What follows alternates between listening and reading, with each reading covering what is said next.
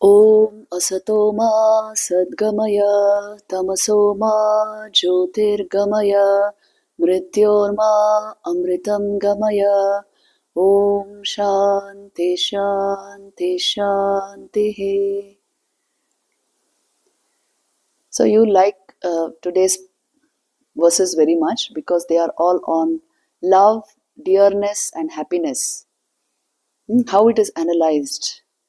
See, many times you really such an in-depth analysis of what these most important things in life are about, you won't find anywhere. They have gone far beyond psychological study. Okay, where does actually love spring from? Where does happiness come from? How it's my very own being. It is not even my nature. It is not the nature of my mind. It's my very own being. And caught by the mind and maybe superimposed on an object, but it is my very own being. So this you leave it there. So this particular idea, it is very beautifully it comes in these verses. So we must think deeply about this, because a wrong idea of happiness and a wrong idea of love can mess up with our life, isn't it? We will take the wrong decisions. And if we have only a very superficial understanding, then life is like, it's trial and error. How much of quality experience we'll get from life, it is seriously doubted. Only if we have clarity with regard to these things, then only our life becomes mature, isn't it? Is it true? Otherwise, after a certain age, life can be full of regrets. And if it's only you're experimenting with life energy, then again it is a problem, because you're creating sanskars. So that's why it's very good to know these deepest aspects of human life are subjective in nature. See, happiness, you may think an object is giving you happiness, but actually happiness is a state of your mind. It got stimulated by that object maybe, but it is a state of your mind. So if you can produce that state of mind without the object, isn't that great? Tell me. So the idea is this: in Vedant, you become, see, freedom. When Vivekananda uses the word freedom for Vedant, freedom at all levels, independence at all levels. We are crying for it. I'm telling you, your mind is aching for it.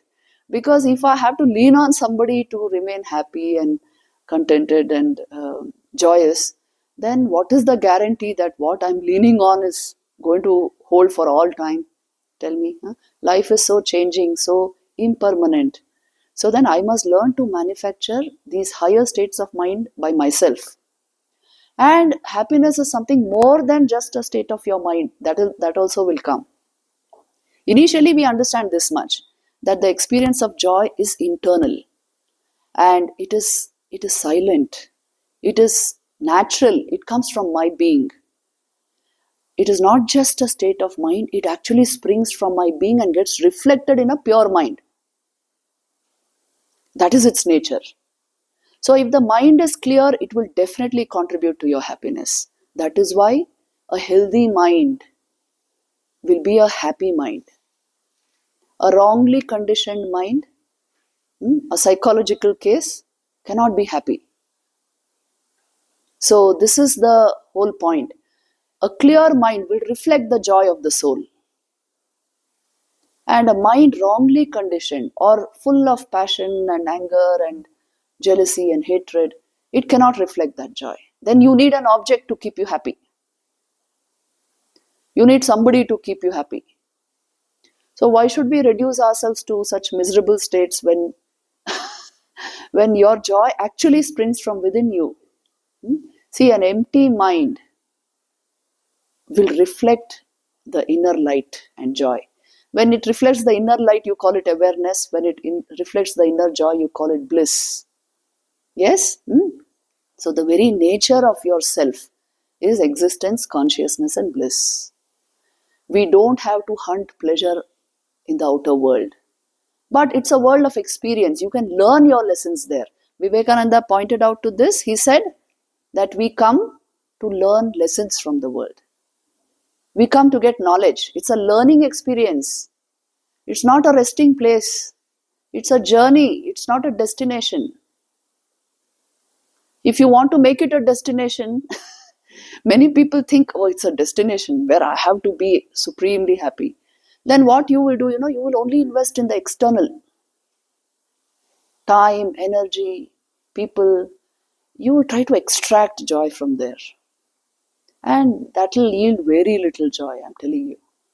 Because once another person realizes how bankrupt you are and how you are trying to extract joy from him or her, do you think the response will be positive? The response is positive only when that person knows you are samriddh by yourself. You are full of life and joy by yourself, and maybe you're sharing that joy with that person. Then he'll be your friend, she'll be your friend, not otherwise. So the very psychology of relationships is tarnished in the modern world. If it's a barter, if you are asking for somebody to make you happy, it's a very poor state of affairs. Please remember, first we must become independent by ourselves. That's why we are teaching relationship psychology in universities today. It's a part of that contemplative psychology course. You must know the fundamentals of love and joy. Otherwise, you will mess up with both. So all this popular picture of, you depend on somebody and that person keeps you eternally happy, this is all just utopian ideas. Fundamentally, let us understand this. A bound mind cannot give you unlimited joy. Can it? Think and see for yourself. A bound mind, which is itself unable to get free, which is conditioned in various ways, how much of happiness will it give you? And because, you see, when we are totally messed up in our own minds, then you look to another mind to make you happy. But if you clarified your own mind, you don't have to look to anybody.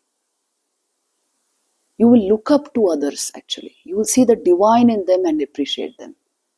Actually speaking, the very nature of love is when you see divinity reflected there is real love. Real love, real respect, a real service-mindedness, oneness. You feel one with the object of love, isn't it?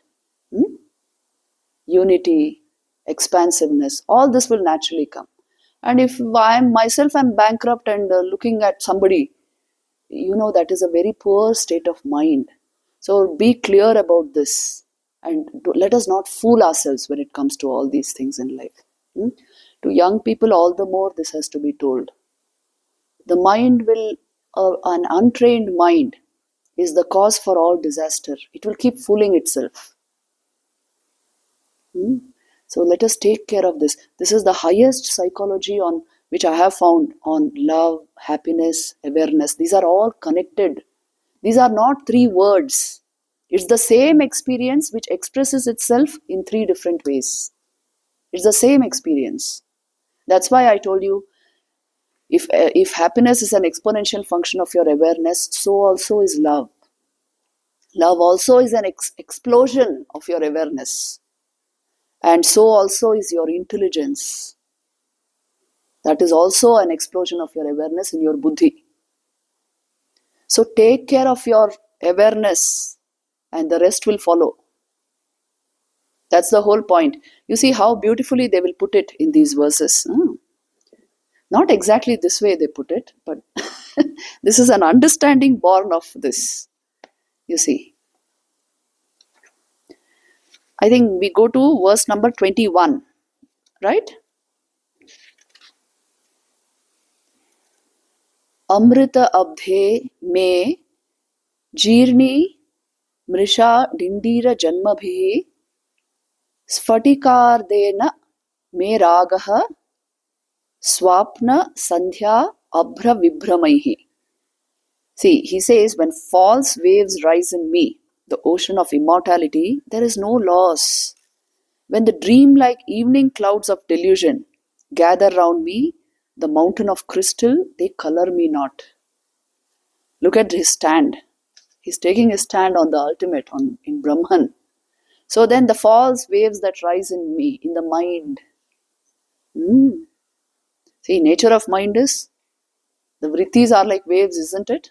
Always it is roaring with all sorts of things. So they rise in me, but I being the ocean of immortality, the waves don't matter. The waves only matter if you are on top of them and not the ocean. But we are actually the ocean of awareness, immortality. So it doesn't matter to me. And when the dream-like evening clouds of delusion gather round me, I, the mountain of crystal. See, I may reflect that, whatever is there, but I am not it.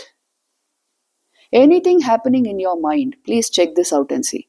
You are able to know what is happening in your mind, which means obviously you are not that emotion, you are not that sentiment, you are not that thought. So this distance I must be able to put. All yogic techniques train you towards this. You're putting a distance between I and what is happening in my mind. No identification. This is a very important state. So otherwise what happens, see, some nice feeling occurs, you're happy. Some bad feeling occurs, you are shaken. Some anger comes, you are identified with the anger, you explode. So why should all this happen? This is not the real state of affairs. Check your own mind and see every vritti of your mind. You can be a witness of it. You know what you have been thinking about. Which means, this being your experience, in the very nature of things, you are apart from the mind. Mind is an object of experience. And mental states are not realities about you, nor about anybody else.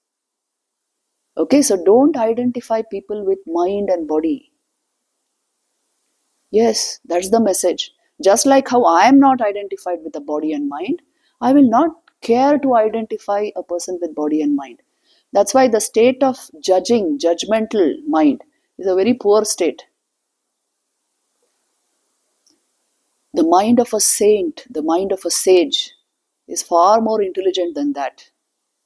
He sees the core and he sees how much the equipment can reflect that core.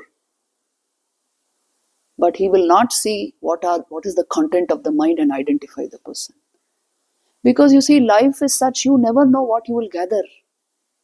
Isn't it? But if this much is your experience, that I am not the states of my mind, then I have gone far, I am telling you. For self-knowledge, see, these are the fundamental things. Whatever wave arises in the mind, I am a witness of that. No wave arises, I am witness of that also. There are thoughts, I am witness of that. There are no thoughts, I am witness of that also. Deep sleep, you are the witness of deep sleep. You are not the deep sleeper. You are the turiya which appears as the prajna, the deep sleeper. That's all. Which means to say, in my real nature, I am not identified with the states of mind. Jagrat, Swapna, Sushupti are all states of mind. And so also all our different states of the waking state we know very well. So in some way, every day, if you can practice this, and all yogic techniques will tell you this, if in some way, at least early morning when you get up, practice this aham brahmasmi, or in some sense, internalizing your consciousness to such an extent, even mind appears external to it. This is a great meditation. Catching the pure I am sense within you. Does I am sense pertain to mind? Tell me. Who says I am within you? You don't have to repeat it. But that I am sense, what does it pertain to? Check and see. Right now, check and see. Asmi, I am. It pertains to existence and consciousness. I pertains directly to consciousness, and am is the feel of existence. That amness, that is you. It is not a vritti of the mind. It goes far beyond the mind. The mind will be busy with all its vrittis, Vrittis pertain to objects. Your sense of I am does not pertain to objects. So your mind is geared to function towards the external, towards the object, always. That's why if you don't give the mind objects, it will vanish. This is what you do in meditation. If you don't give it objects, no, it will. So it can't produce thoughts. It will try to draw from memory. That also you stop by the power of your grit and will in the meditative process. Then it will vanish. That silly is the mind, to which we have given ontological reality. My fear, see how my mind is working, what it is thinking, I am so scared. All this is coming because we have given mind ontological reality, which means it's actually there, we feel. It's actually not there. It appears to be there. It's a reflection on your awareness, which appears to be very real to you. In the absence of thoughts, there is no mind. In the absence of object and memory, there is no thought. So mind does not exist actually. See, this is where departure from Sankhya. Why we say Vedant is a development over Sankhya is for this reason. Mind is not real. But until you discover it by yourself, not out of belief in me, I'm telling you, all these things you have to discover by yourself. If you are not prepared to be independent, there is no point in studying all this. Spiritual life means an independent discovery, life of independent discovery. Then only you will be 100% convinced. So find out for yourself, to what extent is mind real? To what extent is body consciousness real? It is not there. It's made up. Only awareness is real. It never flickers. It's the only continuum. It appears to flicker if, mind does not reflect it properly. Which also is something very wrong we are doing. We are trying to understand consciousness through mind, which is wrong. But all this you must arrive by yourself. Then only, it's actually you are a rishi. You have discovered things for yourself. It gives great inner strength, I'm telling you. You stand on your own feet. And there is ultimate clarity. The clarity of a crystal. Even Patanjali uses this example. A crystal will reflect perfectly what is before it, isn't it? That is the nature of a crystal. Wood will reflect. Stone will reflect. Crystal will reflect. Mind must become a crystal. Mind must become crystal clear. Then you will see truth as it is. Otherwise, it's only an interpretation of your conditioning, that's all. Knowledge is like that. Entirely depends on clarity of mind. And knowledge is power. Don't think anything else is power. Everything else is pseudo power. Privilege, position, all this physical capacity, assertion, all pseudo power. Knowledge is power, because knowledge is clarity. Clarity is power. If you have knowledge, it's there in our Subhashitani. If you have knowledge, original knowledge, discovered by yourself, the whole world will come to you. If you don't have knowledge, you will try to, position yourself on something silly. Privilege and caste and some kind of identification, which will not work. Knowledge is power literally, and spiritual knowledge, that's why it's the highest power. Vivekananda used to say this: holiness is the greatest power on earth. Everything else quails before it.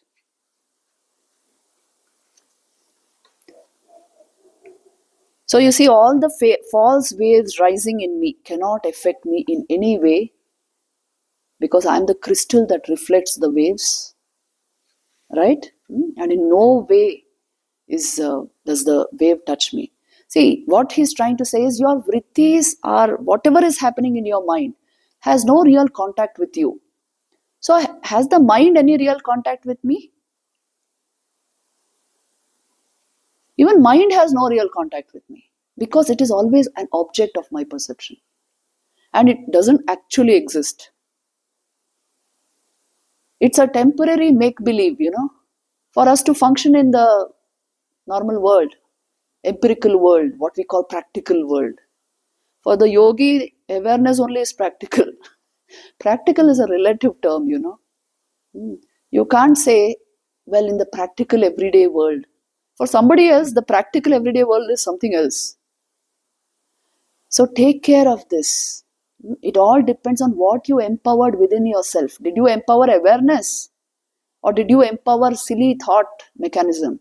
Or did you empower some perception? Or did you empower an object? What did you empower?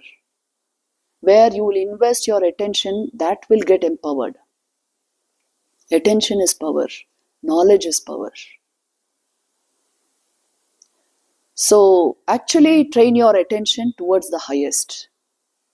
Really, I'm telling you, in your life, whatever you will fix attention upon will become very powerful in your life, will become primary. So take care of your attention. Don't invest it in something small. And attention is far more significant than mere thought. Yes, am I right? Attention is far more significant than our small thought and emotion and all that. Because attention is the power of your awareness. It's a beam of your awareness reflected in your mind. Take care of it. It's your own property. But thought, it is a recycling of the things you have gathered. It's a recycling of your conditioning. It is not that significant. Although Western philosophy will say thought is all significant. It's not. Today you're thinking one way, tomorrow you'll be thinking another way, and day after tomorrow you may not be thinking at all. That is the nature of the thought mechanism. But your attention, it's your own property. You can focus it and it will unravel knowledge for you. So take care of what you pay attention to. Every day, 3 hours a day watching movies. Sheer waste of the power of attention. If every day 3 hours you do Shastra Charcha, you know what will happen? You do Vedant. The vrittis of Vedant get created in the mind repeatedly. Such a huge gain. 3 hours I did bhajan. Vrittis of devotion got created in my mind. I listened to devotional music. I did my parayan and puja. That got. I did service activities. Grand vrittis of selflessness, deep devotion will arise in the mind. The gain is yours. What you pay attention to will create your character. And that only will create your sanskars and your future life. So where we invest attention is very important. That's why spiritual aspirant means up and doing. Very careful about how he's spending his time. Don't waste a single minute. See, when we really become serious about the spiritual life, every single minute you will consciously invest it into the right thing. And those who are not serious, the whole day is there for them to waste. What are the things with which you waste attention? Attention includes time, energy, everything. Internet, mobile phone, and what's that other thing? WhatsApp, and all these channels. Why get involved in somebody's problems? But half the day goes in watching all sorts of serials. So when women come and tell me that such bad things happening I told them, why you watch? Why do you waste time on that? Some silly tangle of somebody's problems, why should it matter to you? If you have intense aspiration for the higher life, these things will be out of question. Just throw them out. Don't waste a single minute At least the name of God we can do. At least you can plant trees, I told you. Do something good. But don't waste time. So then we go to verse number 22. Swarupameva me sattvam natu dharmo nabhastvavat mat anyasya sata abhavat nahi sat jati rishyate. Oh my God, see what he is saying. As spaceness is the nature of space, so existence is nothing but my own nature, not a quality of mine. Existence is not considered a classification. See, only qualities can be classified, properties can be classified, not the thing in itself. So existence is not considered a classification, as there is no existence other than me. So this is what we should understand here. See, now when we say Sat, Chit, Ananda, do you think Sat, existence, Chit, consciousness, and Ananda, bliss, are properties of the self? Property means what? Qualities, acquired. They are acquired. They are not intrinsic to the object. Isn't it? So now, are these things properties of the self? No. They are its very nature. So they are not borrowed, so they are never lost. They are not acquired, nor are they attained. It is in the very nature of the self to exist, to be conscious, and to be blissful. Not that the self is, existent and consciousness. It is of the very nature of existence, consciousness, and bliss. So that's why they make that distinction between intrinsic existence and extrinsic existence. Nothing has intrinsic existence other than consciousness. See, this is a grand statement to make, a sweeping statement in Vedanta philosophy. What do they mean to say by this? Existence belongs to Atman alone. Everything else is borrowing existence from it. Because you see, to perceive any other object, I need to be aware. In my awareness, I am perceiving it as that object. Actually, what is there, nobody can tell. Yes. So when something requires my awareness to become perceptible, it doesn't have intrinsic existence as that object. Is this right? Is this correct? See, this is the logic. See, when do I say two objects? Now see, this case and this book. These are two independent objects. Isn't it? Because this can stay without this. This can remain without this. Now, any object requires awareness to become perceptible. Which means they are not two different things. Awareness and the object are not two. It is awareness alone that is appearing as the object. This is the logic. If one thing requires the presence of the other to become even perceptible, then they are not two things but two forms of the same thing. That's why everything is nothing but chinmatra vistaritam. One consciousness appearing as its own objects. It includes your mind, body, the world around you. This is not an intellectual concept that we will understand it through logic. This is the actual nature of existence. That's why your logic may not convince you of it, but the experience of self-knowledge, this, whatever you call it, samadhi or whatever you call it, that will convince you of this. What are the limitations of logic? Can you tell me? See, why is it that all the saints say that you have to do spiritual practice and then come to this realization? You have to do meditation, you have to do inquiry and dive deep into yourself and come to this realization. And just by thinking, you will not come to it. Just by logic, you will not come to it. Why do they say that? Naisha tarkena matirapaneya, Kathopanishad says. Not through tark, not through logic. Because although logic is required to convince your intellect, logic is also vritti jnana. Right?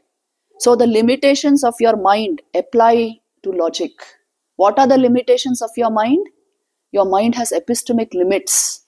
It can only function in the matrix of time, space and causation. So logic will function only that much. That's the limit of logic. It will help convince your intellect, but it is still vritti jnana. It won't take you to the realization. It will convince your intellect so that the intellect will now point towards the goal. But it cannot take you there. So this is what Gödel discovered, the limits of logic. Have you heard of Gödel's theorem?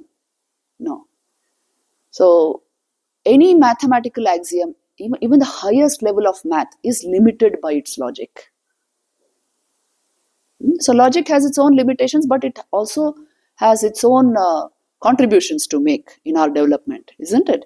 So that is why your logic should convince your intellect so that you do real sadhana and enter into self-knowledge. Finally, you will understand, if we were sharp enough, the logic only would have taken us there. Yes, because what logic is pointing out to is the goal. I told you now, these existence, consciousness and bliss are not your properties. They are your nature. See, if you understood the difference between intrinsic property and extrinsic property, at once that logic will convince you of what they are saying. This is the nature of logic. It convinces the intellect, so when you're dead sure of something, you will straight aim at the goal. You will almost reach the goal. So you can use logic in a big way. Did you understand that logic of the two things which I told you? Two things are separate only if they can exist independent of each other. If they cannot exist independent of each other, they are not two separate entities. That is the logic used by Vedanta to prove the self alone manifests as the world. Because everything requires awareness to be perceptible as that thing.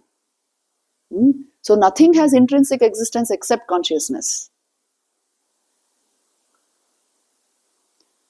So a very logical mind, if it is very clear also, very good sanskars are there, it can come directly to the truth. See, in ancient times, in the Upanishadic age, they used to use Mahavakyas like that. The rishis, because the brahmacharis who would come to them, the young rishis who would come to them, were of that caliber, that stature. Real tapasya was there, real clarity was there, just logic. And the Vishleshan of the Mahavakya would put them into that state. So the Guru would just say Tattvamasi, and it came as a realization to the student. How wonderful, no?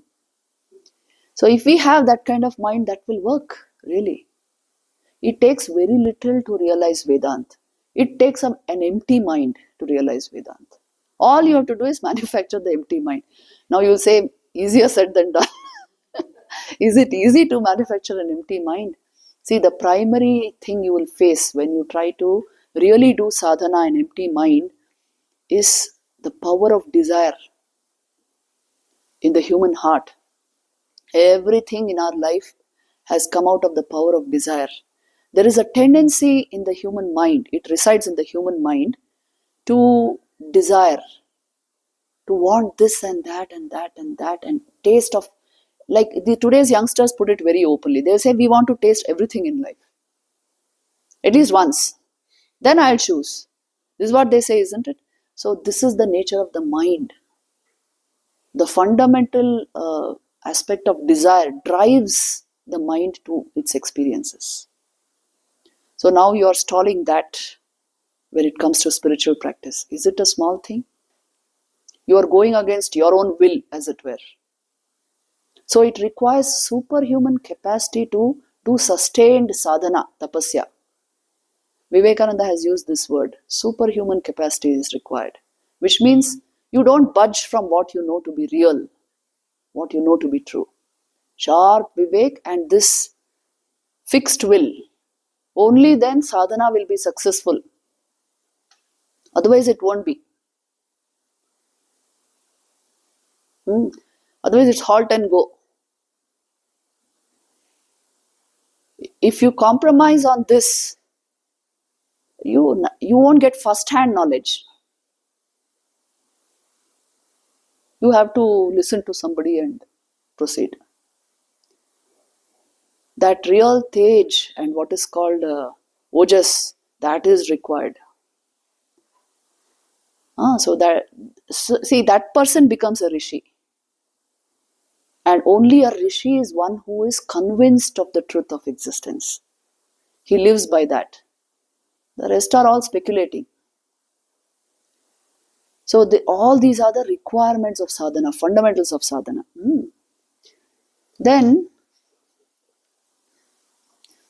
see, existence is not considered a classification, means a quality which can be classified under something, as there is no existence other than me. Everything existing is nothing but Brahman, which is me. Everything appearing also is me. Yes.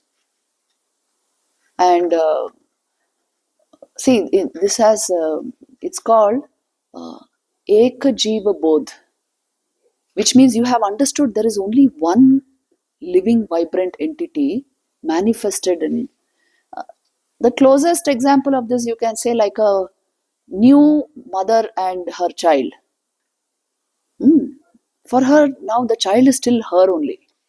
Like that kind of a feeling.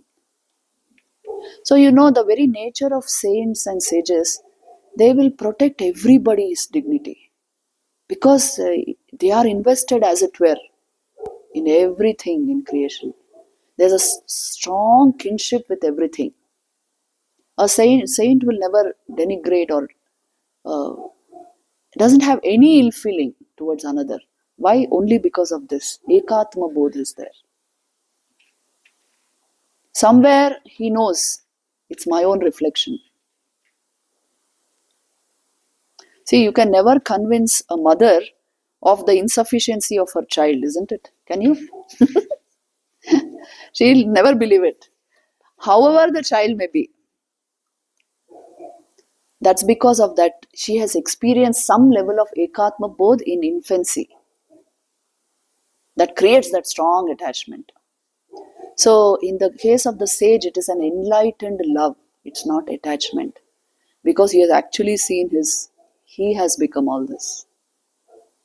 So such people are they make all the changes. It is not easy to change the human mind. It's very easy to make changes outside. But to change the human mind, to sensitize the human mind and purify the human mind, it requires a saint. That powerful mind will change other minds. So they are all the silent transformers of our societies, The real spiritual people, silently they transform minds. And they have done it for eons. Anybody else can change a mind, tell me? Even mothers can't after a certain age. But who changes the mind, the ways of the mind, the tendencies of the mind? Only when you see divinity, it changes. Something so powerfully good that the bad in us dissolves away. So that is how they make the changes. Now you go to the next verse. Swarupameva me jnanam na guna sa guno yadi anatmatvam asatvam va gneya gneyat tvayo patet. Which means knowledge is my own nature indeed, not a quality.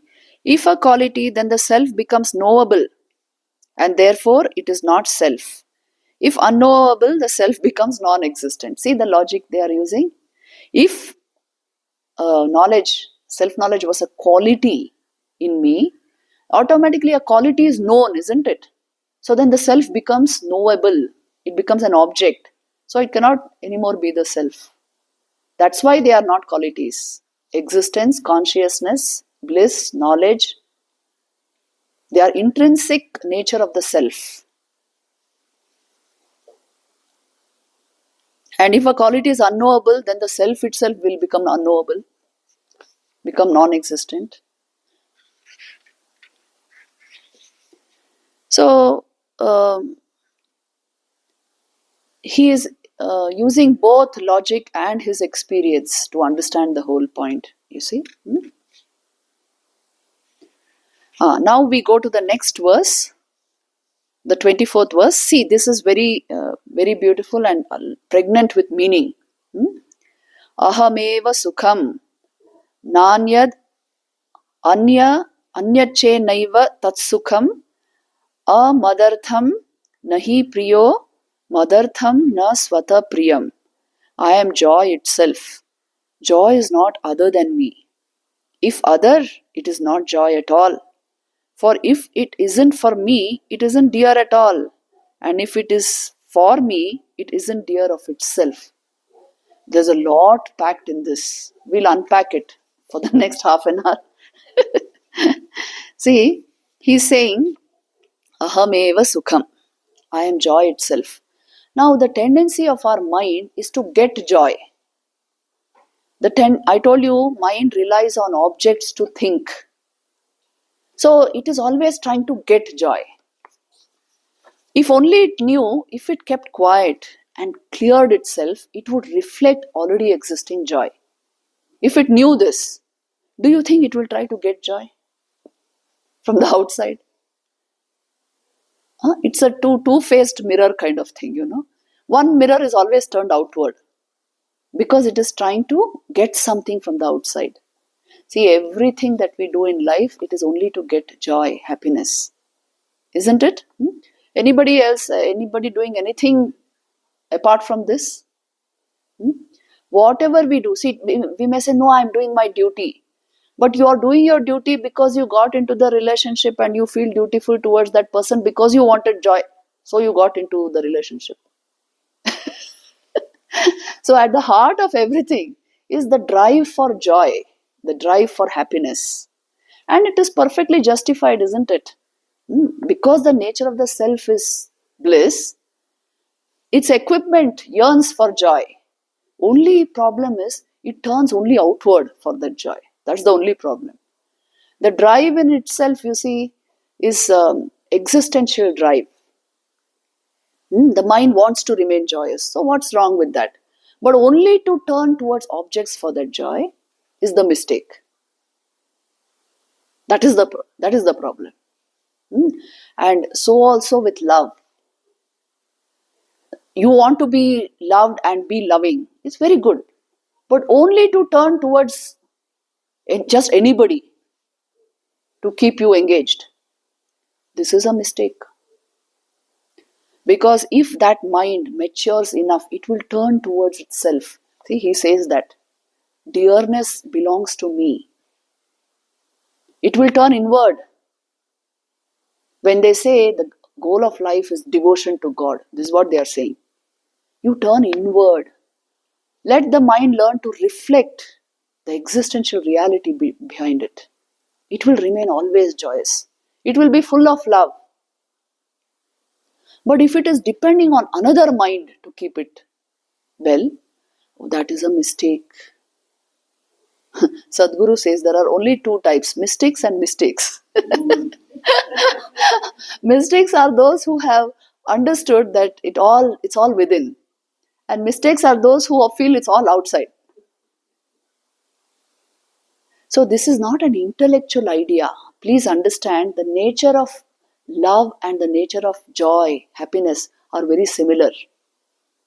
See, there's that book, Science of Happiness. If you want, you can purchase the book. It is there. What is the science of happiness? Fundamentally, it is this, that understanding exactly how I become happy is at the heart of the science of happiness. Now, how they are seeing it is, if the mind is fairly clear, it remains very content by itself. And it feels a sort of joy, always. But if the mind is agitated, it doesn't feel that. Which means happiness does belong to the mind. It is a state of mind. But this is only point number one. Point number two is, when the mind reflects the inner awareness, it tends to feel content and happy by itself. Which means what? The source of our happiness lies in the self. It is reflected in the pure mind, And in the impure mind, it gets reflected there, but it gets at once superimposed on the object. You know, are you getting the point? This is what we do. An impure mind will always keep giving credit to the object. For the simple reason it didn't see this process happening. You deflected the inner light and turned it towards the object because of your nature of your mind. And you kept giving credit to the object until the object taught you it is not the case. Yes, experience alone teaches that nobody can make us happy. Nobody can make us really deeply happy. Happiness is internal. Happiness is the state of the pure mind. Happiness is the face of reflected awareness. It belongs to you. It's your very nature. So actually speaking, we are carrying a begging bowl and moving about in the world. Make me happy. Love me. Give me this. Yeah, real beggars. This is what we are doing because we don't understand the source of happiness, the source of joy. Same thing with the source of love. The feeling of dearness, feeling good within yourself. Why should it come from another person? A clear mind will again reflect the inner bliss and it appears as love. And wherever there has been an episode of real love in the world also, you will see the minds were very clear and pure. And there was some measure of self-revelation, self-knowledge, so that love was authentic. And it's a rare thing. Only the pure love actually. The rest it's a business, barter. It's not called like that.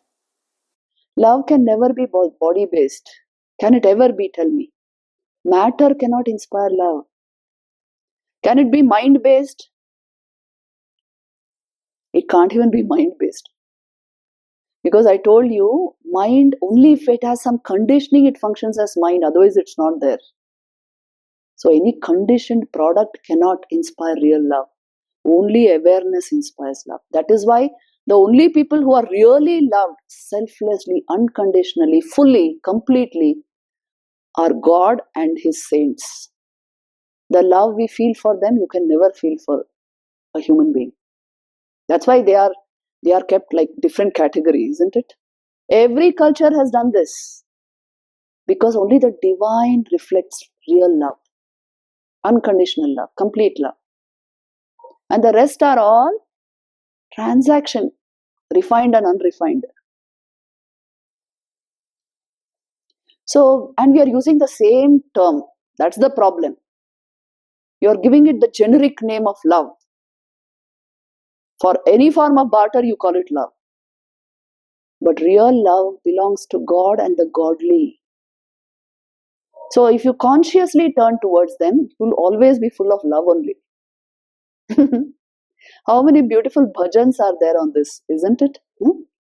God alone inspires love. And the godly, yes, they will show the way. But nobody else. Because you know that if unless you are full, you cannot share something as full as love. And with our begging bowl, when it is proof that we are not full, how can you love? One has something to give, one will give. One has nothing to give, what will one give? So then don't play with these things at all. With this deep understanding, we transcend this level of existence and turn towards God powerfully in our own lives. If that becomes the main thing in our lives, you will never lack love, I'm telling you. In the world, you will always lack love. Even if you have the whole family around you, still you will be feeling, hi, मुझे तो कुछ मिला ही नहीं. किसी ने मुझे, you tell me who, one person in this world who will say, I got completely perfect love. I don't really want anything else. One person you point out and show me. Even in the perfect relationship also, they will dig into something. But this much was lacking, it's okay. They will say like that. But look at the saints, ecstatic love all the time. You read the life of Sri Ramakrishna, ecstatic love, always in ecstasy, bhav samadhi. No lack in the mind. So you see, complete love is the experience of bhakti. Huh? We keep on using the same words for all levels of love and make a mess of it. That is a different category altogether. But it is not unavailable, because yourself, is it ever unavailable to you? It's always there. We have not, turned inward. That is the only problem. So unless you come to an original understanding of love, happiness, and find its relationship to awareness, we will not mature in life. We will not understand love. You keep experimenting, that's all. The world is a huge experiment ground. It's a lab. All are experimenting. Using others as test tubes. Yes, utna hi ho raha hai. Somehow, the rishis understood and tried to formalize these processes by tying a knot and all that. But that much only is going on. Does that mean that all these customs don't have any sanctity? They definitely have. You are trying to bring some order into the chaos. But the fundamental drives within us, if you try to understand that, why is this happening, you will see a mind which does not turn inward and reflect the light of the self remains agitated and tries to put a noose around somebody in front of it. That is all it is doing. So address these drives within. This is what is called purification of mind. Purification of mind actually means, if you speak about it psychologically, it is snapping the connection between vasana and smriti, which means between desire and memories, to snap that connection. Bhajananandji Maharaj is a great monk of our order. He has given this. Psychologically, purification of mind means this. So that, you see, no object inspires a desire and invokes a memory. You have broken that cycle. Now you are free within yourself to relate with every object divinely. And existentially speaking, what is purification? It is nothing but creating such a pure mind, it perfectly reflects the light of the soul. Then automatically you are full of. And the self is always pure only. So being the self is ultimate purity. It doesn't even require mind. If you can be the self. This is the existential level purification. So you see, life is a continuous progress towards higher and higher purification actually. All that the world has to teach us, it is meant for this ultimately, isn't it? Otherwise, it's only experimenting and falling into trouble again and again. See, this is how people go on. Without spiritual knowledge, you will not understand the deeper subjective experiences of life. And they matter so much to us, isn't it? All your innermost drives, we must be able to see where their real satisfaction lies. So this is a huge psychology.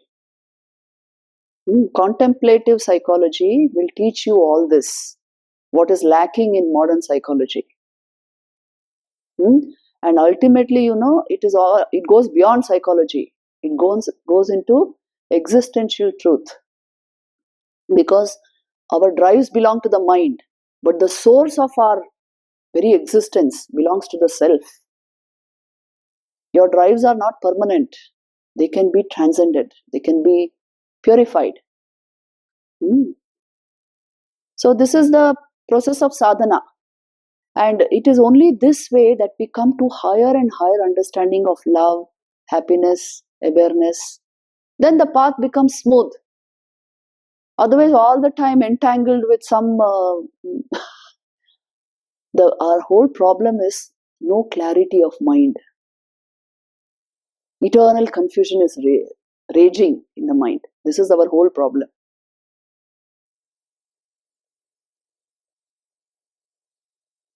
Those who have truly loved become gods. Please know this. And they will not use the object of desire to satisfy themselves. Isn't it? There's no desire there. Love frees you from desires and drives. Please see this, because it is something divine. Hmm?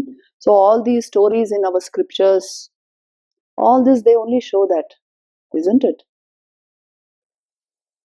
Look at the life of Thakur and Ma. Oh, what a divine life. The deepest relationship without any physical or even mental touch, isn't it? And yet the deepest love. The same thing with all saints, sages. The consciousness is so magnificently shining. Nothing else shows in their life. The mind cannot do anything. When you are fully conscious, the mind will stop all its nonsense. So these are all the ways in which, if we are constantly looking at it from the side of the mind, so we don't understand these things. We must look at it from the vantage point of awareness. Then it becomes understandable. Hmm. So in the Ramayana, it is very, very nicely put. Even in the Bhagavatam, it is there. See, how is it that the love of God hmm, gives complete fulfillment to the yogi, and how he transcends all limitations as a result of that love of God? So, what does God denote? It is nothing but that supreme consciousness, isn't it? When it awakens our own Atmajnan, that person becomes complete within himself. Now, do you think he is going to hanker after some silly thing outside to keep him happy? No.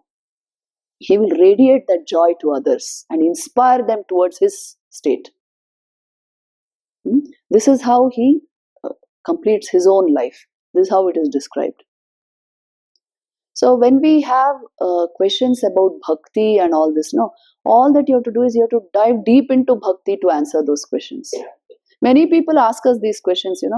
Recently somebody asked me, why Krishna did not marry Radha? I said, why? He didn't have to. When you reach the ultimate, very pitch of the highest love, without any formal process, then why do you have to come back to a formal process? He didn't have to. They are divine. That is not an ordinary class of love at all. That's why you must not try to understand that also without purifying mind. Vivekananda used to say this: the highest levels of bhakti, only with progressive purity we understand it. Otherwise we are dragging everything down to our level. So first work on yourself. The whole secret lies there. How do we know that we are now really working on ourselves? The mind itself will give clarity, love, peace, awareness, wisdom. The mind only becomes the guru. Swami Brahmananji says this. It will give us all knowledge from within. And it will give peace, contentment, forbearance, forgiveness, lack of negativity, a joyous state of mind all the time.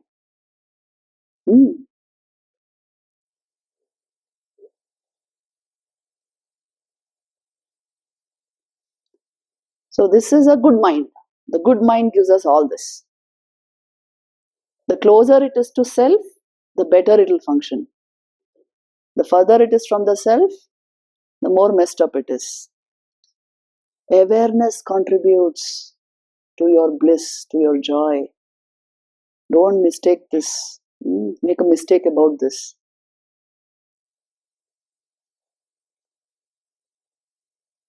Vivekananda used to give a very beautiful idea regarding love, the triangle of love. Have you heard of it? It's in Swamiji's Bhakti Yoga.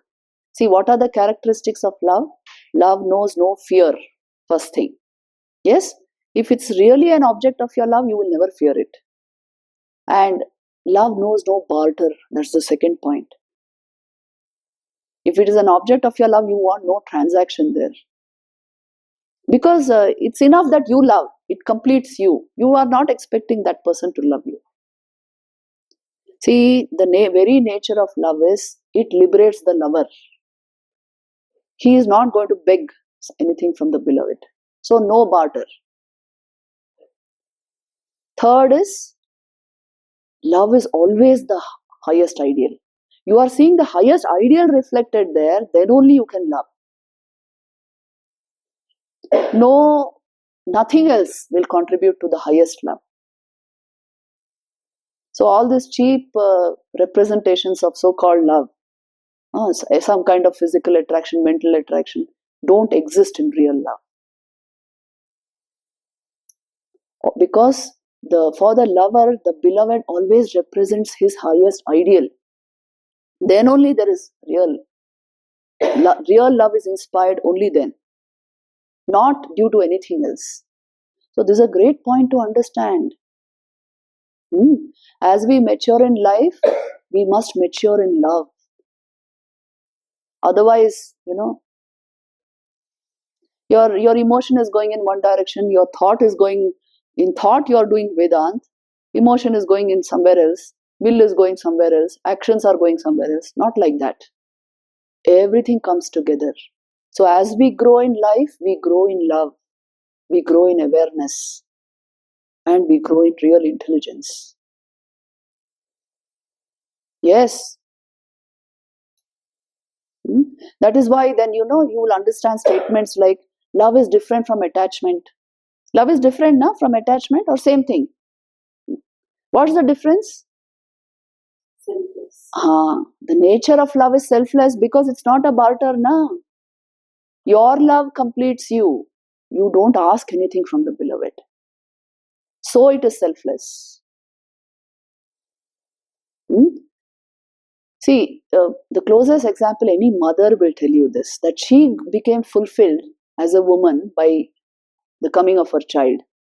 She may not expect much from the child, anything from the child, something like that. Your own love completes you from within. So you are not expecting any favor from the beloved. This is very important. But that where there is no love, there is attachment because that person has to satisfy me in some way. That is attachment. There's a beautiful analogy regarding this. See, if you truly love a flower, you will water the plant, you will give it enough sunlight, you give it fertile soil, you give it all that it needs, and you make it blossom into a complete flower. But if you are attached to that flower, you will pluck it and adorn yourself. Yes, this is the difference between love and attachment. Love fulfills you from within. So you will never ask anything from the beloved. In fact, you are only giving. You only want to give. But see, that is why in relationships, it is love alone that matters. And this barter and your mutual satisfaction, all this will fail. So attachment will fail always. So we must become capable of higher love, isn't it? The maturity of life lies in that. Otherwise, you are doing refined transaction. That's all. That's why so many marriages fail and all that happens. No maturity regarding love. So take care of this. Awareness, love, intelligence, wisdom, all connected. The deeper we become, the better we will live our lives. Authentic lives.